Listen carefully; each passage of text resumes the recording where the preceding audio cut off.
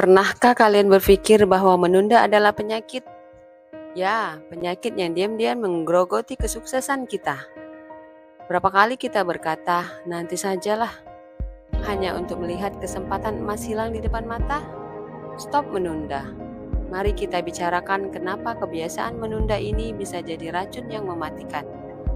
Sobat, pernahkah kita merasa kalau waktu itu kayak pasir di tangan kita, terus-menerus mengalir dan hilang? Setiap kali kita menunda, kita sebenarnya sedang memberikan izin pada diri kita untuk gagal. Menunda bukan cuma masalah kecil, ini adalah perusak mimpi terbesar. Lihatlah ini, situasi yang pasti sering kita alami. Menunda belajar karena merasa masih ada waktu, menunda olahraga karena merasa masih bisa besok, menunda proyek penting karena merasa bisa dikerjakan nanti. Hasilnya, gak ada yang selesai dengan baik. Tapi semua ini bisa dirubah. Pertama, kita harus paham kenapa kita menunda. Banyak orang menunda karena takut gagal. Mereka merasa cemas tentang hasil akhir dan takut tidak memenuhi standar yang diinginkan.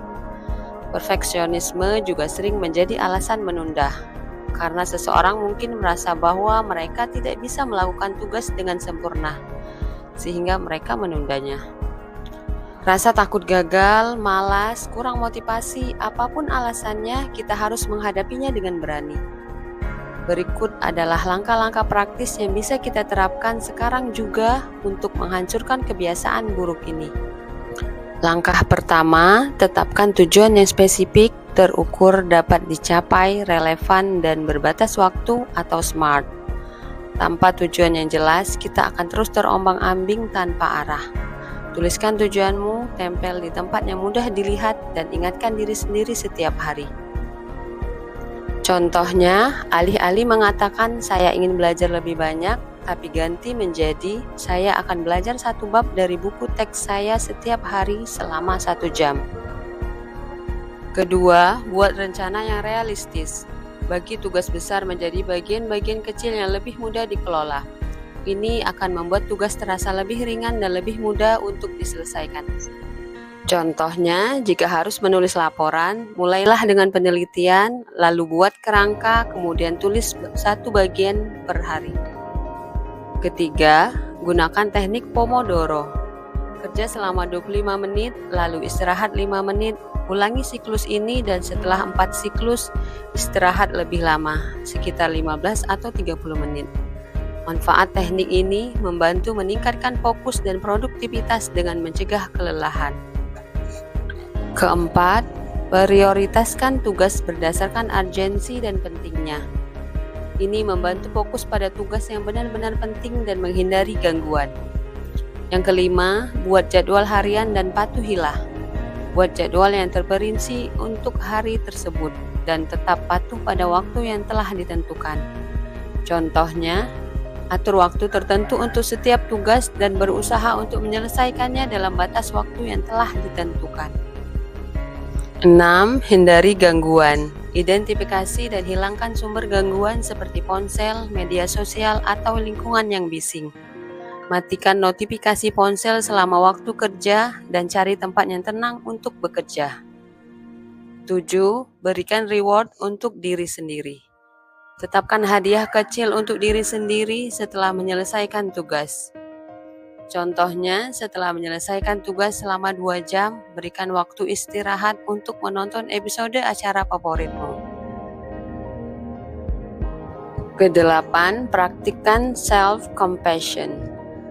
Lembut dan pengertianlah pada diri sendiri. Jangan terlalu keras jika mengalami kemunduran. Manfaatnya mengurangi stres dan rasa bersalah yang bisa memicu penundaan lebih lanjut. Yang kesembilan, gunakan visualisasi dan afirmasi positif.